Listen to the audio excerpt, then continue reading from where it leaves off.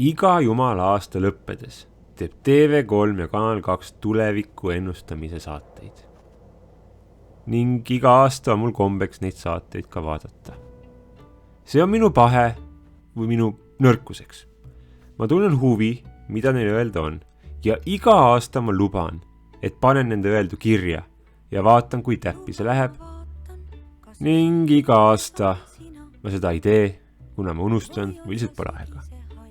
Kuid see aasta, 2020, võtsin ma ennast kokku ja proovin teha võimalikult ausa ja põneva võrdluse, et näha, kui hästi meie selgeltnägijad tulevikku nägid ja kaarte lugesid.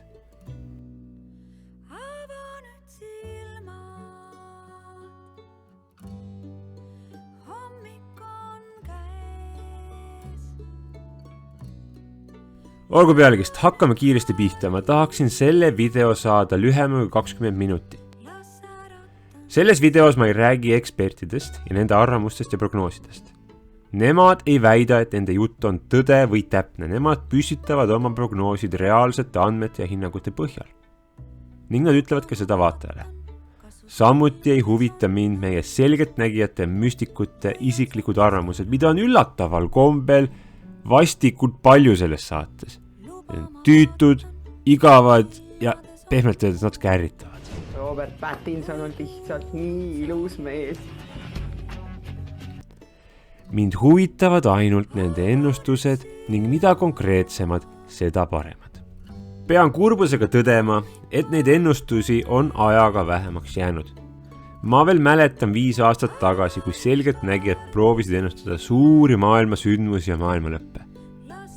Tundub, et kõik, kes vähegi julgesid konkreetsed olla, no neid enam tõsiselt ei võeta. Ja järele on jäänud ebamäärasemate ennustustega tuleviku ennustajad selgeltnägijad. Seega need meie selgeltnägijad. Neid saab suures plaanis jagada 4. Numeroloogid, Hiina rahvakalendri targad, kaardilugejad ja tähtede järgi ennustajad. Ning 5. kategooriaks ma loeksin ka rahvatarkuse. Need kõik eksperdid, meetodid ja teemad on sigri-migri nende 2 saate vahel segamini pekstud, mitte ainult ennustuste, vaid ka isikliku juraga. Ning küllaltki tüütu oli mul mingit struktuuri selle video jaoks luua, kuid ma usun, et pärast väga rasket laupäeva sain ma sellega hakkama. Seega videostruktuur on lihtne. Ükshaaval vaatame kõik need erinevad meetodid läbi, proovime neist aru saada, vaatame, mis nad ennustavad, võrdleme neid ja vaatame, kui täppi nad ka panid. Alustame numeroloogiast.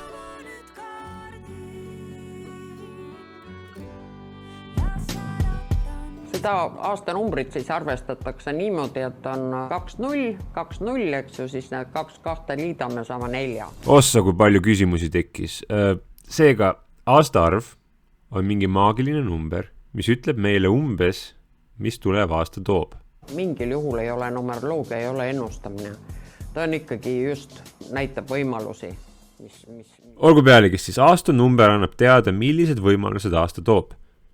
Kuid see aasta, 2020, kust me selle numbri oleme saanud? No, Jeesuse sünnist. Ainult, et ajaloolased, astroloogid ja preestrid pole päris kindlad, millal Jeesus sündis. Me teame, et ta ei sündinud aastal 0, kuna kuningas Herold oli selleks ajaks surnud. Jeesus sündis kusagil 4 või 6 aastat ennem Kristust. Seega praegune aasta piibli järgi on 2014 või 16. Kuid on veel üks suurem probleem. Aastaid ei hakatud lugema Jeesuse sünnist.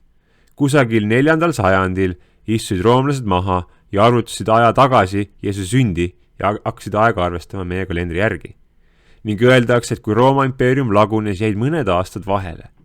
Seega reaalsuses me ei tea, palju on Jeesuse sünnist möödas. Äkki on loogika järgmine. Enamus inimesi usub, et käesolev aasta on 2020 ja selle tõttu saab aasta maagilised omadused. Kuid sellega on üks väga suur probleem. Enamus inimesi siin maa peal ei pea praegust aastat 2020. Moslemitel käib aasta 1442, juutidel 5781 ja budistidel 2563.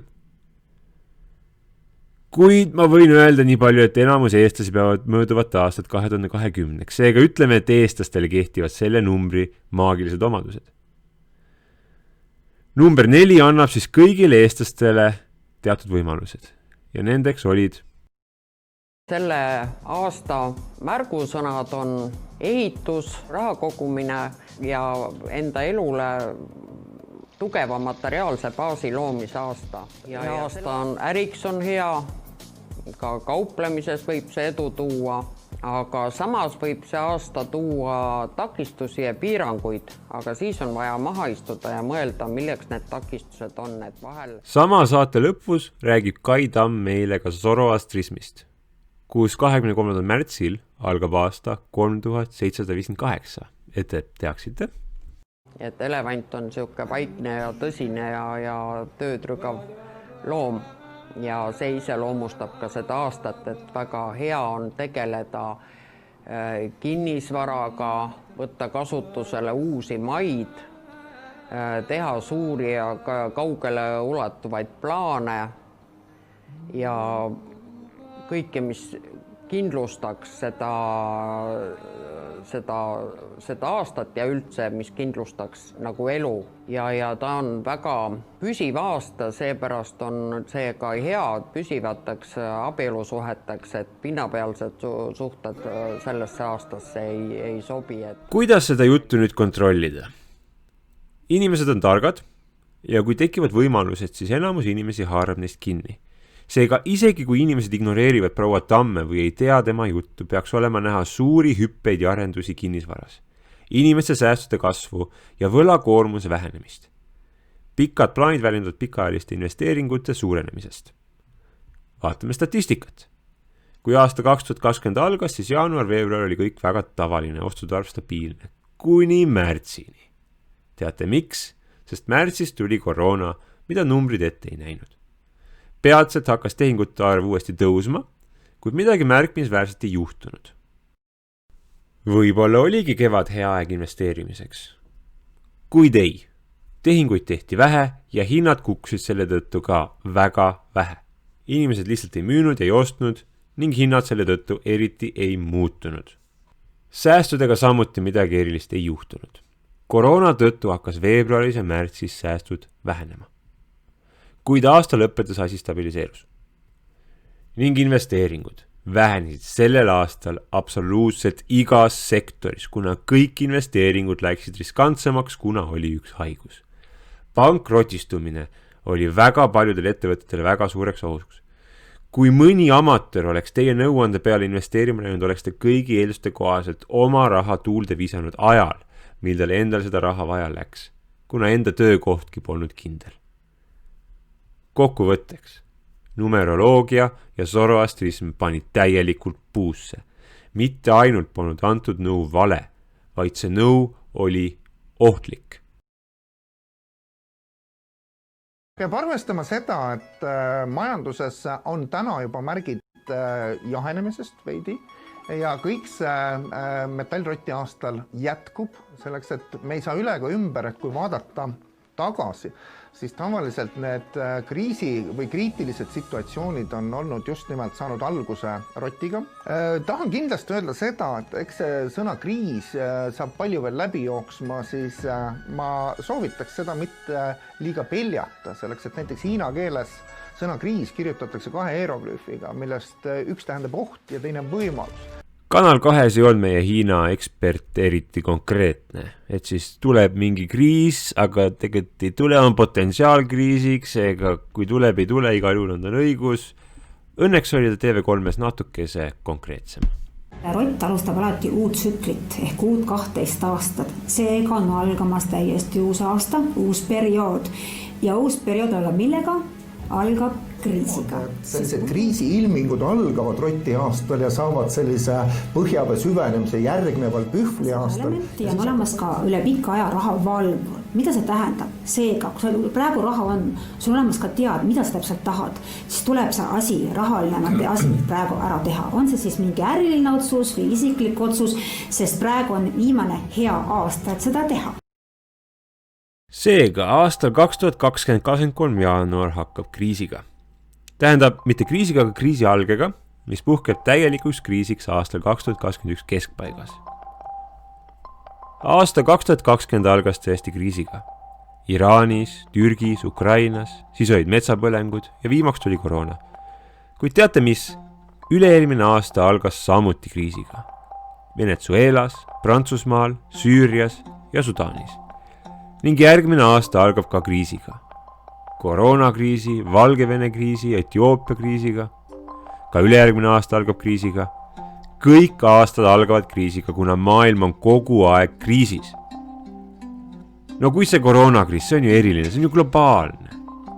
Olgu. Ausalt öeldes, koroona ei alanud 23. jaanuar 2020. Esimene patsient nakatus juba detsembris 2019. Pandeemiaks muutus ta alles märtsis. Koroonakriisi alged olid juba see aasta.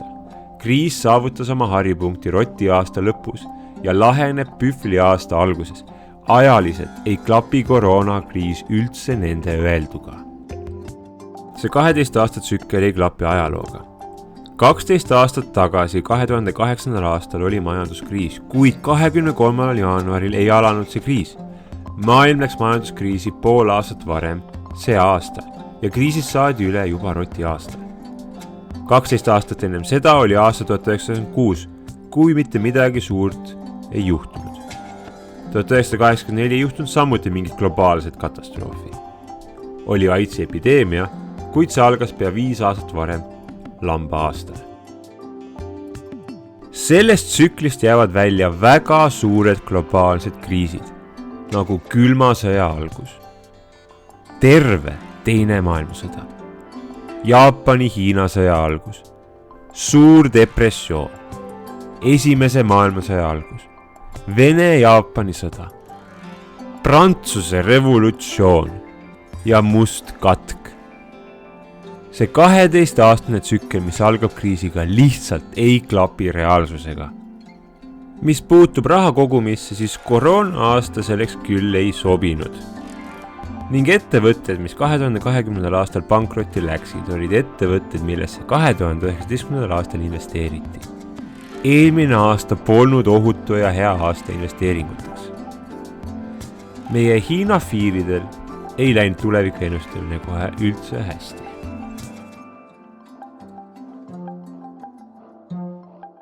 Kuskel jaanuarikuu keskpaigast peaks minema tõelisest talveks. Jaanuari keskpaigast läheb, on tume ja terve veebruar on tume.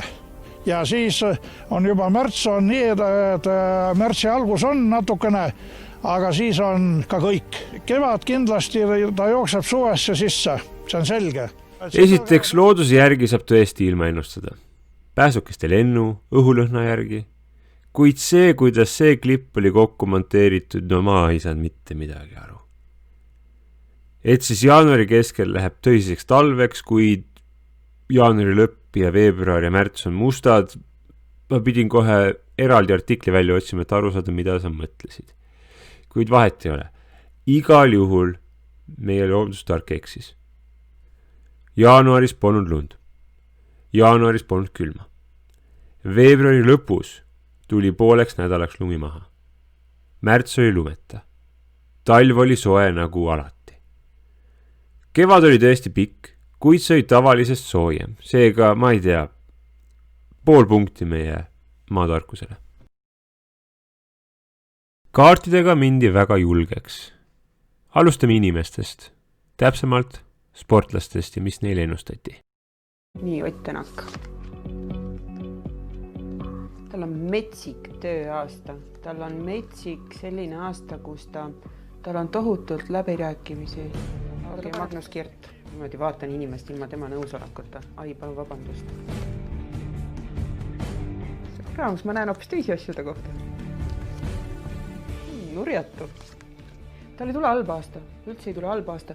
Kas see nagu päris olümpiavõit tal siin või tuleb seda, tal on nagu, kuna siin on nagu mitmeid selliseid asju, kus ta päriselt särabki ja päriselt oma mingeid preemiarahasid saabki, siis tal on nagu suhteliselt turvaline kogu see tema aasta. See on enesest mõistetav, et sportlastel, mitte ühegi neist, ei olnud 2020 hea aasta.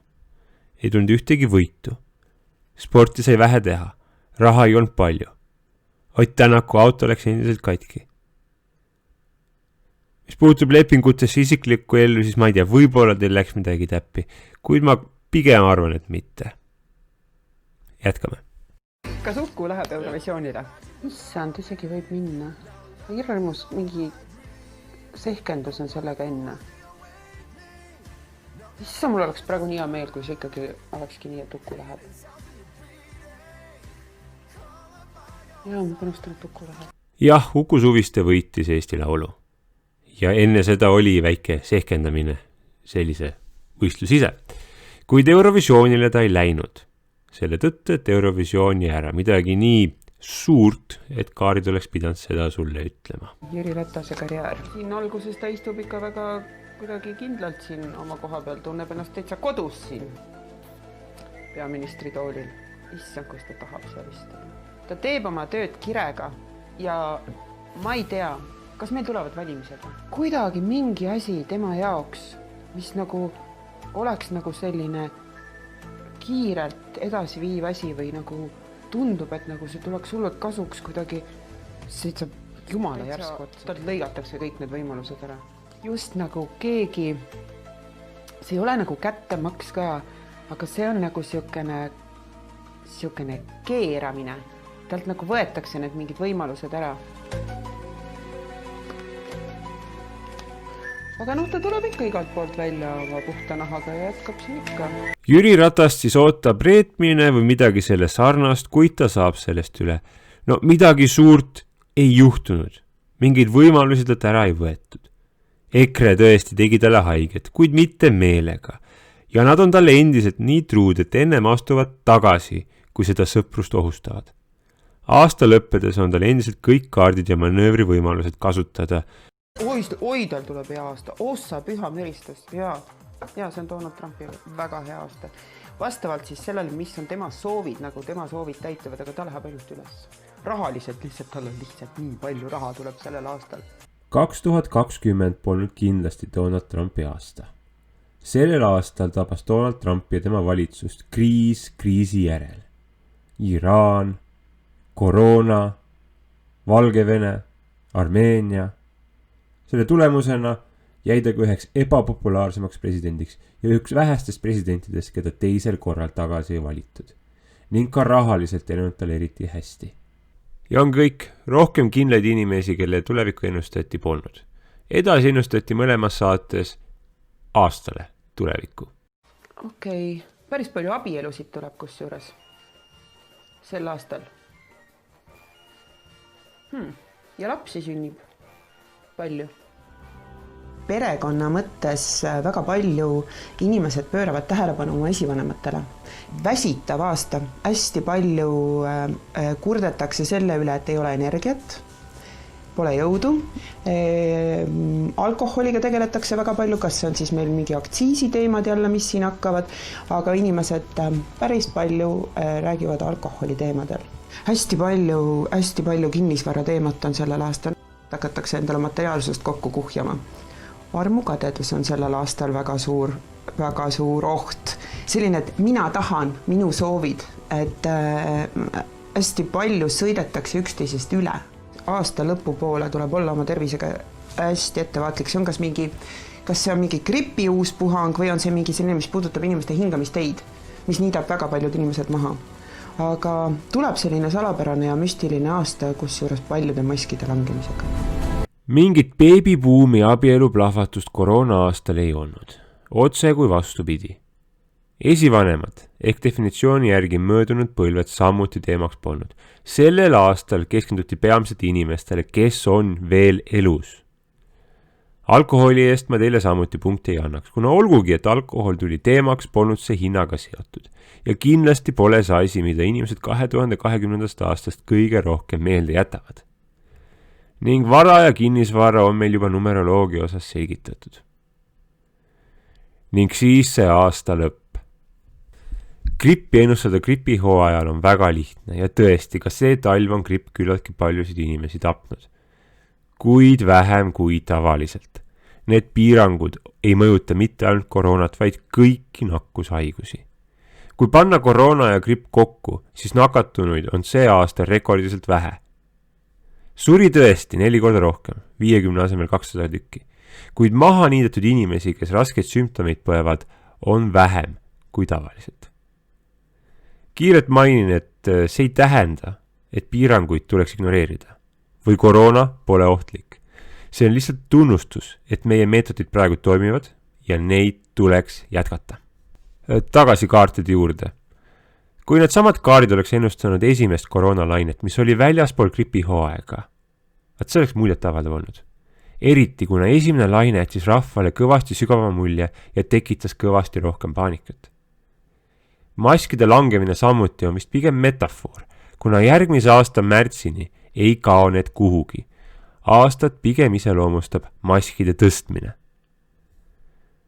Mul on natuke kahju seda öelda, aga kaardid vedasid sind korralikult alt. Mitte millegiga ei pandud täppi ning üldised vastused, mitte mingit seost mina juhtunuga ei näe neil. Kuid TV3 tegi midagi väga põnevat. Nad panid kaardid ja horoskoobi kokku. Üks luges kaarti, teine tähti. Vaatame, kuidas neil läks. Väga suur osa mõlemast saatest keskendus horoskoobile ja mul pole anna vaadake, vaid 20 minutit sai just täis. Seega, mul pole aega, et kõik horoskoobid ükshaaval läbi vaadata, nii et võtame ühe. TV3 pani tugevat rõhku Skorpionile, kuna valitsuses on üks väga avameelne ja väga tähtis ja väga hästi jälgitud Skorpion. Seega Mart Helme, Skorpion, veemärk. Kalad, Vähk ja Skorpion. Teate, nemad on loomingulised ja nendel on võib-olla nii-öelda armu elus kõige paremini kõik korras, sest nemad teevad kõike kirega ja sel aastal eriti. Mina ütleksin, Skorpionidel tuleb päris hea aasta. Kui ta oma suhetes natuke liiale ei lähe, nii et tuleb natukene ennast kontrollida, et ta mitte mingil moel, kui teda on üles ärritatud, et ta liiale ei lähe oma ütlemistes. Ja ta võib seda teha, ta võib sarkastiliseks muutuda ja siis ta võib nii mõnedki sidemed oma elus ära rikkuda.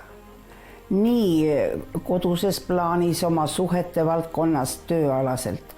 Aga õnneks jällegi siin kontrollib jälle see Saturn, nii et ta saab ilusasti oma aegasid, kui ta kellegiga kohtub, sättida. Siin on kogu aeg niisugune väike kontrollikene taga ja sellisel juhul ta saab oma asjad kõik korda. Skorpion ei ole sel aastal ise oma valikutes üldse kindel. Kahtleb kõiges.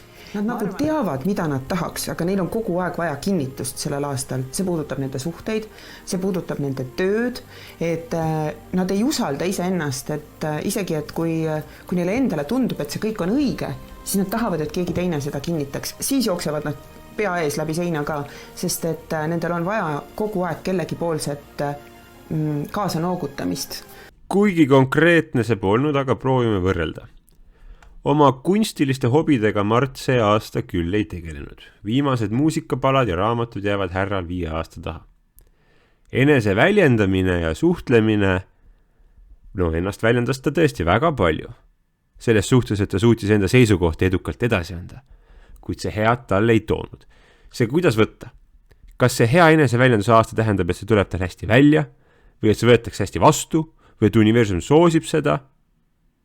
Vaat ei ole kindel, ei tea. Kuid igal juhul eneseväljendamine oli Helme elus väga tähtis sellel aastal. Armastuse kohta ma ei tea. Mingit draamat tal oma naisega see aasta polnud, nii et vist läks prognoos täppi. Nüüd Skorpionid ja teised suhted ja nende purunemine. Paari ebakompetentse ministri ja mõne kantsleriga ta tõesti lõpetas suhtlemise. Kuid peaministriga läks ta kuidagi väga rahumeelselt lahku. Kas nad kõik olid kahepalgelised ja ajasid ta vihaseks? Ma ei tea. Kuid oleme ausad, suhteid selle Skorpionil purunes päris palju see aasta.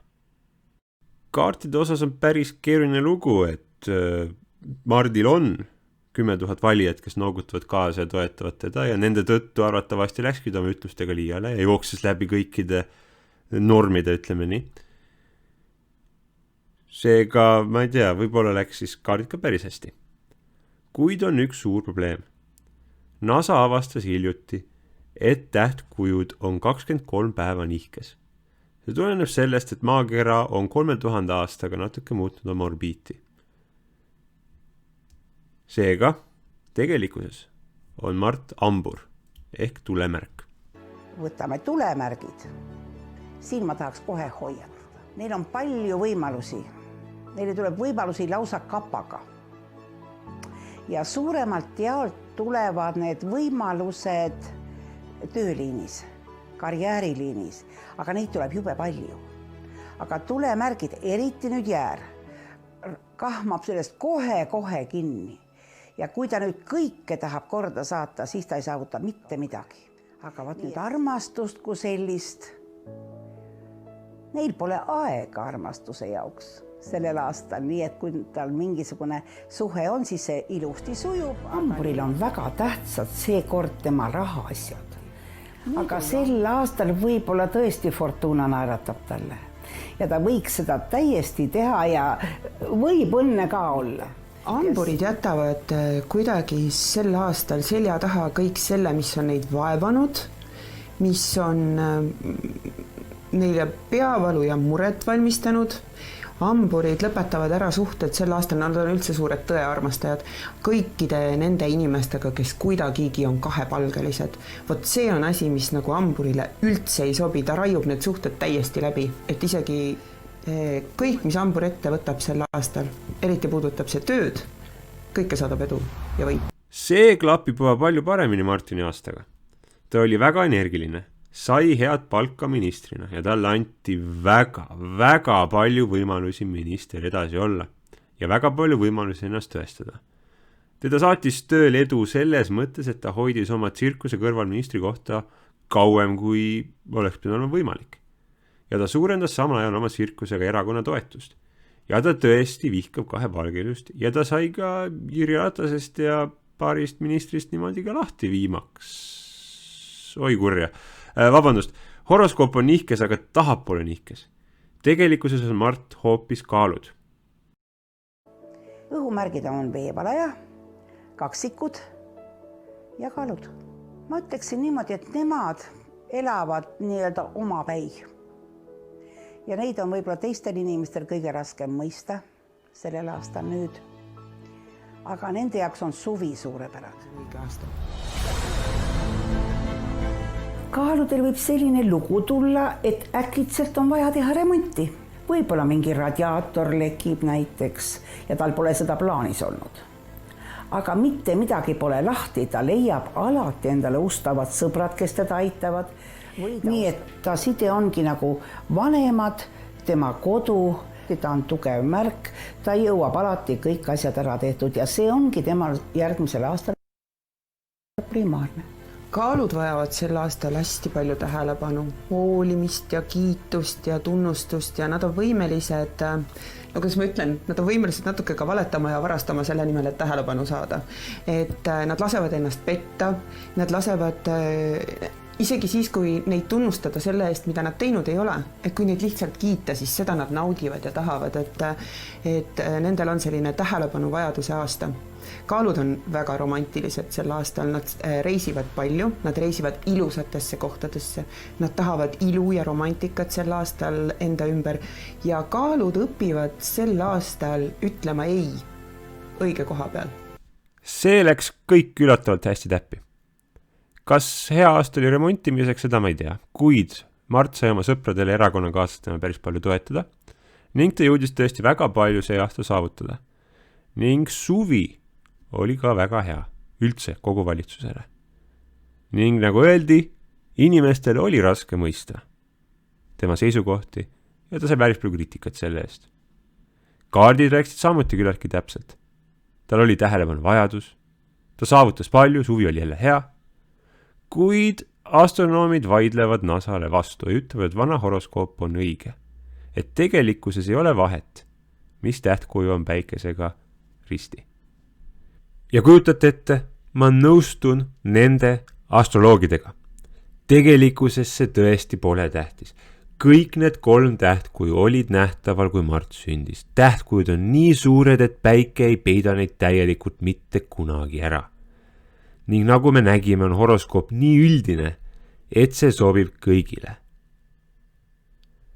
Tõestame seda viimase näitega. Võrdleme maamärke ja Mardi elu. Neitsi ja Kaljukits. Ja siin on selline lugu. Tekib niisugune huvitav kombinatsioon tähtedest. Planeetidest, ütleme nii. Uraan teeb hea seisu Jupiteri õnnetoova planeediga ja selle samase Saturniga, mis kontrollib. See tähendab, maamärgid on edukad, kui nad toimivad õigesti. No see kehtib nüüd kõige paremini Mardi kohta. Kui ta talitleb õieti, läheb kõik hästi. Kui ta talitleb valesti, läheb kõik halvasti. Igal juhul on ennustus ju täpne. Ükskõik mis juhtub, on ennustus täpne. Ja niimoodi ongi horoskoop loodud. Ükskõik mis juhtub, horoskoop võidab. See sõna võib ja äkki domineerivad seda horoskoopi. Seega, mis ma ikka öelda oskan? Vali üks suvaline tähtkuju ja see kehtib sinu kohta, ma garanteerin seda. Seega, ma ei tea, 10 punkti 5 sohi tõttu. No aasta 2020 on väga sarnane sellele, mis nüüd oli eelmine. Nüüd suvel on üks mingi võngerdus ja vaat suvel võib natukene midagi muutuda. Ma mõtlen nagu riigi seisukohalt ja mis meil riigis toimub. Mingi suur saladus tuleb välja.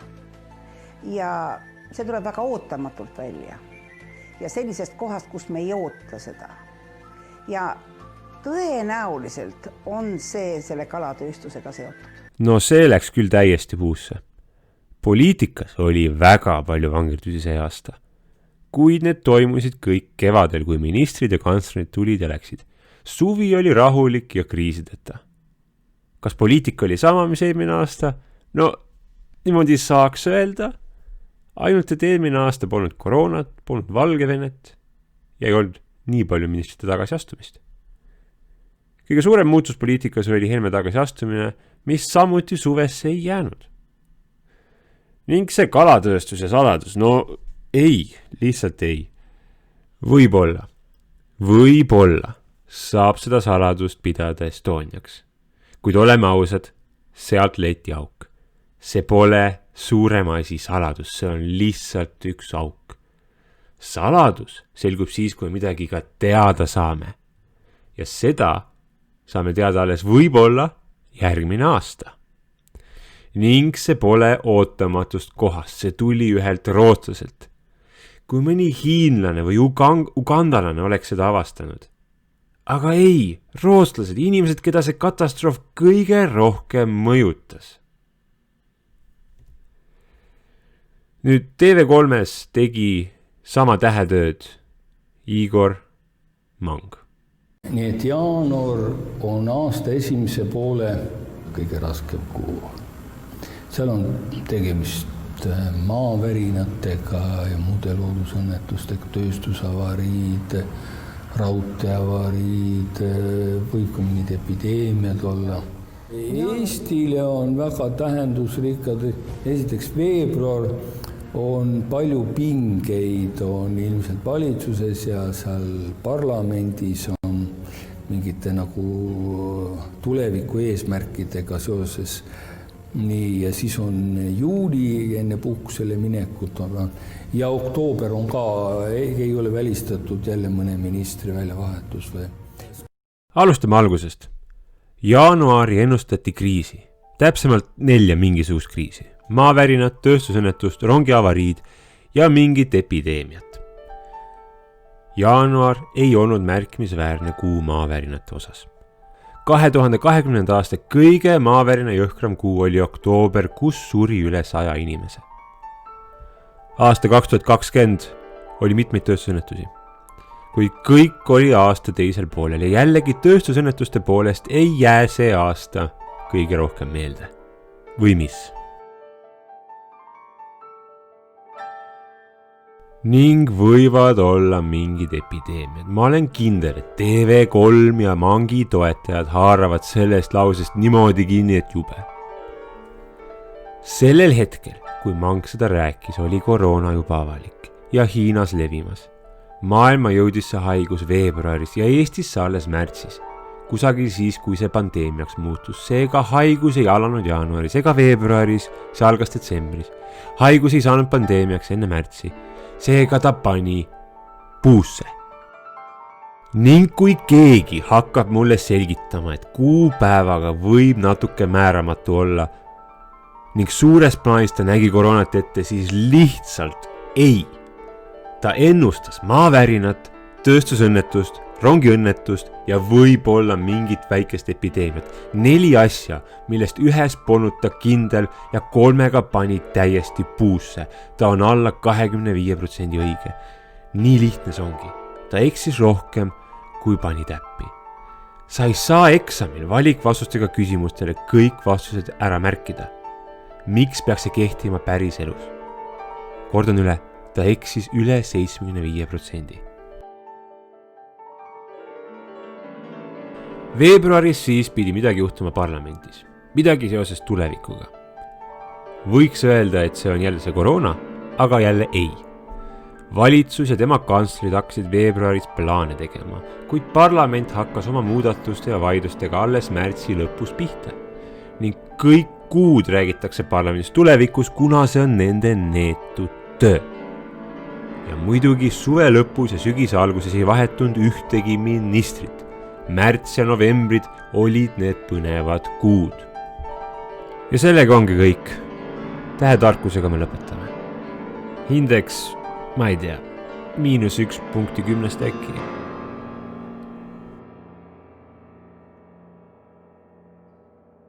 Ja ongi kõik. 1,5 tundi häma ja mitte millegiga täppi ei pantud. Nüüd mu toon võis olla siin videod natuke agressiivne ja mõnitav ning ma tahan öelda, et tegelikkuses pole mul otseselt horoskoobi, tähtede ja ennustamise vastu midagi. Mul endal on kodus tarokaardid, mida ma pidudel välja võtan ja päris palju nalja on nendega saanud. Ma isiklikult kuulan hommikuti ka horoskoopi ning see tõesti annab päevale sellise teema või suuna. Kuid ma ei võta seda kullana. Need on huvitavad hobid, aga nendeks need jääma peavad. Jumala eest ei tohi oma elu nende järgi orienteerida, uksi selle tõttu kinni panna ja mis kõige hullem, raha selle peale kulutada. Väga huvitav oleks olnud, kui TV3 ja Kanal 2 oleksid samu küsimusi küsinud meie selgeltnägijate käest, kuid ei. Nad nagu kaitseksid neid. Meie kommertskanalid, eriti TV3, viivad läbi Eesti rahvale reaalset kuritegu praegu, kui nad seda teemat tõsiselt võtavad ja teesklevad, et see on päris. Levitades valeinformatsiooni, väänatud tõdesid, mis panevad inimesi uskuma ja suures plaanis muudavad Eesti rahva vaesemaks ja kurvemaks. Selle selgeltnägijate palaviku tõttu, mida see TV3 külvas, on mul eriline viha selle kanali vastu. Ja tuleb videosid, mis seda palavikku alandada proovivad. Kas need videod mul ka õnnestuvad ja toimivad? Eks vaatab. Kuid esimest videod ennustan ma juba jaanuari. Nimelt TV3 paneb iga Mida toob saate ette ühe lõigu, kus vaatab, millega selgeltnägijatel hästi läks. Ja ma ei saa lasta neile viimast sõna sellel teemal. Järgmise videoni.